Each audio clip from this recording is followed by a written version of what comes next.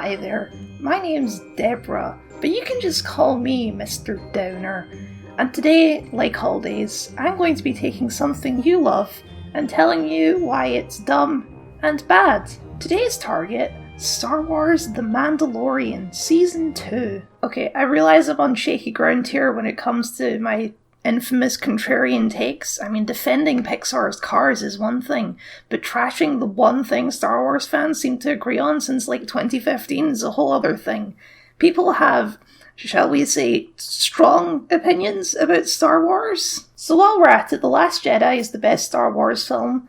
The prequels aren't as bad as everyone says, Rogue One is overrated, and Star Wars Legends is a bunch of nonsense that was right to be removed. Now that that's out of the way, I hope we can have an actual discussion about this. Let's talk about the Luke Skywalker problem. If somehow you don't know, during the last episode of Season 2 of the popular web series The Mandalorian, Luke Skywalker showed up at the last minute and saved the day. Or at least a weird CGI puppet that sort of looks like Luke Skywalker showed up and saved the day. And I swear this is the only time I'll bring up the bad CGI in this video, but oh my god, look at it! Who thought this was acceptable? In the scene, our heroes are trapped on the bridge of an Imperial starship by about 40 highly advanced robots, and when all seems hopeless, an X-Wing shows up and Luke Skywalker hallway scenes all the robots and saves the heroes. This sequence seems to have been met with almost universal praise from the Star Wars fandom, which I personally do not understand at all. I understand why people like Rogue One even when I don't. I understand why people don't like The Last Jedi even though they're wrong. I can even understand why some people like The Rise of Skywalker.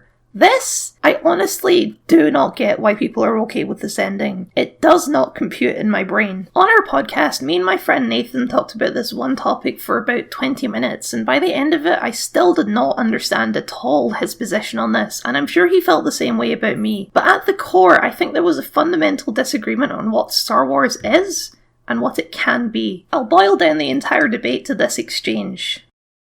I don't mean to throw art under the bus by saying that Star Wars isn't high art, but I don't know. This is for Star Wars. Maybe I have a higher bar for something like Star Trek, but I just really enjoy seeing my escapism be vindicated and seeing things that I like doing cool shit.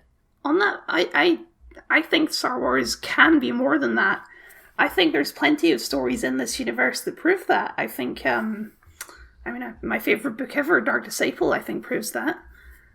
I don't think it has to be so blunt and so, just watching people swing a lightsaber. I think even... Now, you can go and listen for yourselves if you want, but I'm not very good at live arguments, and I think I lost that debate. So what we're going to do here is try again, lay out my point-by-point problems with this sequence, and on a higher level, my problems with Star Wars and the Star Wars fandom's treatment of Luke Skywalker in a more structural way. Specifically, I'm going to break down this sequence from 3 different angles: narratively, thematically, and contextually. Narratively, this scene is the ultimate climax of Season 2, both of the finale's story and the overall arc of the season. And none of our main characters are in it. In fact, they're watching it along with us. Literally, we get reaction shots of them watching it on a screen. This is where my understanding of basic storytelling tells me there's a problem, and where I become absolutely befuddled that everybody seems to be on board with this. Narrative problem 1, this scene deflates all of the tension established throughout the episode. As soon as you see that X-Wing fly past, you know that everyone in that room is fine. Nobody's gonna die, the Dark Troopers aren't a problem anymore. You don't even need the hallway scenes to tell you that. Those are just eye candy. Apparently some people thought this part was some kind of intentional misdirect or mystery, and I have no idea why they thought that. An X-Wing showed up.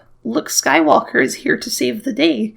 Who else could it be? Narrative problem 2, this scene renders the entire episode and the one before it absolutely pointless. If we're to understand that Luke Skywalker heard Baby Eater's call back in episode 6, then Luke Skywalker was always going to show up at this exact moment and save him. The Mandalorian and his team had absolutely no impact on that sequence of events, unless you expect me to believe that he had absolutely no trouble at all with all these killer death robots, but a dozen stormtroopers on top would have been too much for him. There was no reason to bring in Bill Burr or to infiltrate this base, or to kidnap Dr. Sunglasses, or to recruit Bo-Katan. It was all narratively pointless because the superhero was already on the job. Don't worry, kid.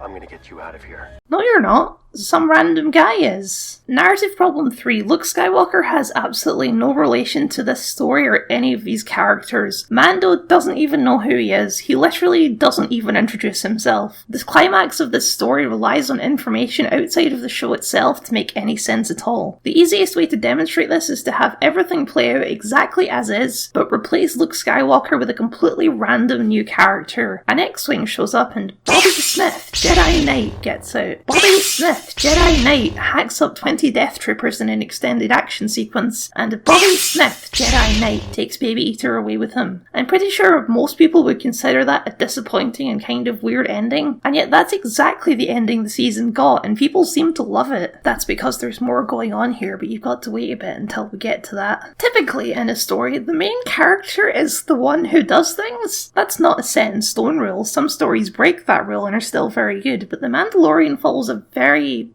traditional structure. The Mandalorian is the main character, the audience's point of focus, and he is the one who does things. Now, The Mandalorian does not exist in a vacuum, it exists within the Star Wars universe, and the Star Wars universe has many different point of view characters in it. One of them already showed up this season. Luke Skywalker is the OG perspective character, and while contextually that gives him more value, narratively it doesn't. Luke Skywalker is a hero, but he wasn't the hero of this story. And I say wasn't because he is now. He co-opted it and became the ultimate hero of The Mandalorian as well. This is not interconnected storytelling like Iron Man showing up in Spider-Man Homecoming. He's an important character in that movie, but there was a reason that Iron Man doesn't fly in during the finale and stop the Vulture. It would completely trample on Peter Parker's character arc and all of the tension built up beforehand. And that is almost exactly what happens at the end of The Mandalorian Season 2, except cut out all the scenes with Tony Stark before the point where he comes in and saves the day. This is bad writing. It's poorly set up, anticlimactic, and 100% based on information provided outside of the show. It's just bad. I'm sorry. I'm trying to be as nice as possible here, because I know some people love this ending, and we've got two arguably more important sections coming up. But just on a pure, fundamental storytelling level, this ending fails. I don't get it. And the worst part is it didn't have to be this way. There are so many other ways our heroes could have escaped the situation than a Jedi comes and saves them.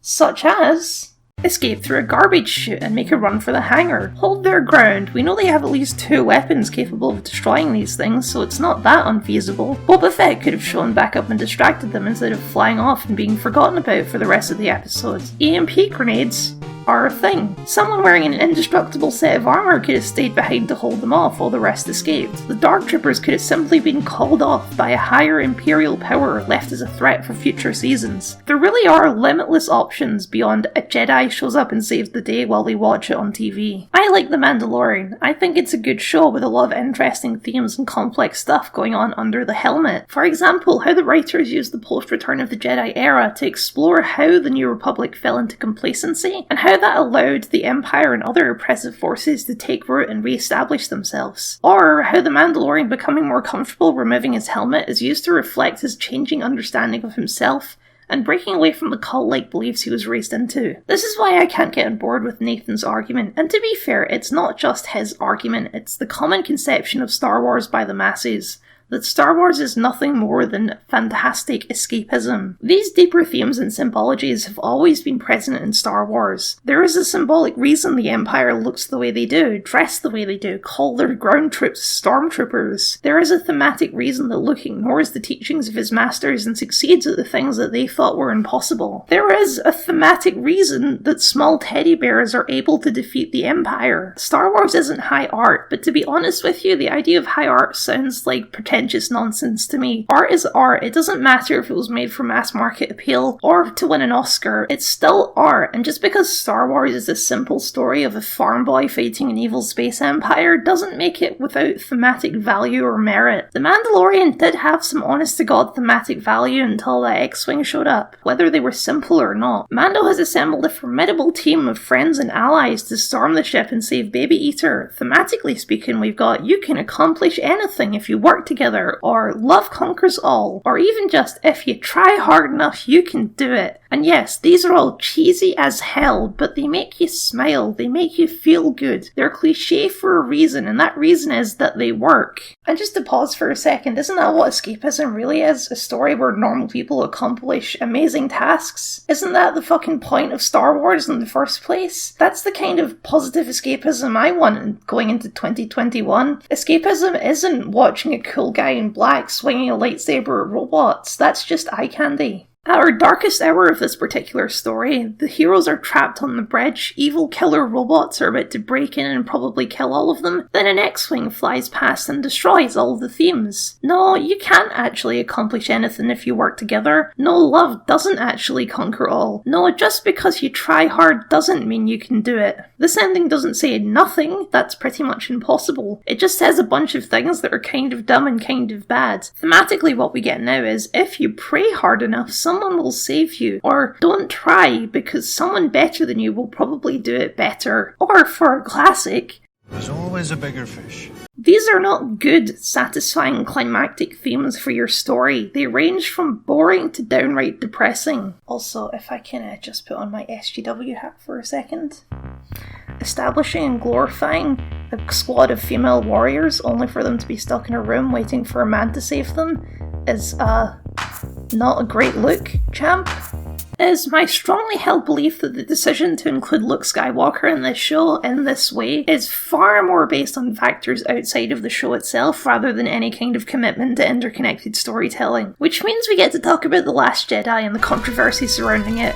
Everyone's favourite subject. While it definitely wasn't the only problem people had with the movie, a large proportion of the hatred the movie received was aimed at how the movie used Luke Skywalker. Last Jedi Luke Skywalker is jaded, bitter, and resentful. He's cut himself off from the Force, living hidden away from the galaxy in shame for his part in the rise of the First Order. Many fans saw this as a betrayal of the character. Obviously, I disagree, and I guess I have to explain why before we can move forward. I, quite frankly, unironically love how Luke Skywalker is used in The Last Jedi, how the movie draws direct parallels between fans' interpretations of the character and the reality of the character himself. Fans have a warped idea of who Luke Skywalker is that isn't accurate to the character as portrayed in the original trilogy, and I have only theories as to why. One is the old Star Wars books, which paint Luke Skywalker as a gallivantic, perfect hero man, but I think people who have read the old books are the exception, not the rule. I think this image of Luke Skywalker as a badass hero actually comes from something more simple. Playing with toys. Not always literally, but often, yes, literally. Almost all of us watched Star Wars as kids, and as a kid you form impressions of characters that aren't quite reality. When you play with a Lego version of Luke Skywalker, you don't include all the parts where he fails or has to overcome adversity. The Luke Skywalker of your sandbox is the ultimate unstoppable warrior, and this process still happens without literally playing with a toy Luke Skywalker. The Luke Skywalker of your imagination is a badass. Luke Skywalker is in many ways an audience surrogate. He's a character that is designed to be aspired to, and people generally don't aspire to the failings of a character. In the original trilogy, Luke Skywalker is not a badass. He just isn't. He's a decent fighter by Return of the Jedi, but he isn't capable of much of anything on his own. He's part of a team. His greatest accomplishments were all done with the help of his friends, and that's fine. That's cool and good, actually. He wouldn't have been able to destroy the Death Star without the help of Han Solo. He wasn't able to free his friends from Cloud City, but they managed it without him. He wouldn't have been able to rescue Han Solo without the help of his friends. And he wouldn't have been able to kill the Emperor without the help of Darth Vader. What makes Luke Skywalker an interesting and likeable protagonist is that he doesn't do things alone. He accepts help, he trusts people, and yet he's still a person. He's capable of making mistakes, and he's capable of losing. The Last Jedi is a reality check for those of us with a false memory of Luke Skywalker. It shows a Luke Skywalker who has failed massively, and that he reacts to that failure like a human being. The movie directly mocks the idea of Luke Skywalker being the kind of hero that would charge in with a lightsaber and kill everything on the path to victory. Think what? I'm gonna walk out with a laser sword and face down the whole First Order? You might even say that Luke Skywalker didn't defeat the Empire by destroying what he hated, but by saving what he loved. The Mandalorian does not provide a sequel to the real Luke Skywalker. It provides a sequel to the imagined toy box version of Luke Skywalker that never really existed. Until now, I guess. This Luke Skywalker is defined by nothing more than being a badass. He chops down all of these evil death robots without even breaking a sweat. And if I can tangent for a second, I want to talk about the choreography of the sequence. It's very deliberately cold and cruel. Luke Skywalker is presented as a menacing and unstoppable force. It's a very clear parallel to the Darth Vader hallway sequence from Rogue One, for a reason that I don't really understand beyond the weird surface level of like father, like son. Fighting styles aren't genetic. Just because it's similar doesn't make it deep or interesting. It's just weird. This move in particular, where he uses the force to crush the droid, is especially cruel, and I know it's a robot, but also robots can feel pain in this universe, so... It feels edgy. This ain't your daddy's Luke Skywalker. This Luke Skywalker don't give a fuck. This is the kind of move a villain does. In fact, the villain of Season 5 of Agents of S.H.I.E.L.D. does exactly this move to humans, which I will not show in this video because they do it to humans, and it's horrifying. Luke Skywalker doesn't fight like this, but the Toy Box imagination of Luke Skywalker does. The Toy Box imagination version of Luke Skywalker is a sword-wielding master who crushes evil with the awesome power of the Force. It reminds me a lot of the way that 7 of 9 is used in Star Trek Picard, like someone's interpretation of that character that's never actually seen the original version. I was not the only person to interpret this scene as a jab at Rian Johnson in The Last Jedi. Many people did. Many people took it one step further and actually just said as such, but a part of me thinks that wasn't fully intentional on the part of the creators. Jon Favreau is also a Star Wars fan. He also grew up with Star Wars. He also has a toy box badass version of Luke Skywalker in his head, and I'm sure he had a genuine desire to portray his version of Luke Skywalker. Unfortunately, his version of Luke Skywalker? It's just really boring compared to the real deal. This is the Luke Skywalker problem. There exists 2 fundamentally different versions of this character. One of them is a stone-cold badass who can chop down 40 robots without even breaking a sweat and is so badass he doesn't even need to introduce himself. And one of them is a person who laughs and makes mistakes and gets angry and drinks blue milk straight from the tit. If you're one of the people who enjoyed this ending, really got something out of it, then I'm happy for you. I just want Star Wars to be more, to mean more than endless hallway scenes.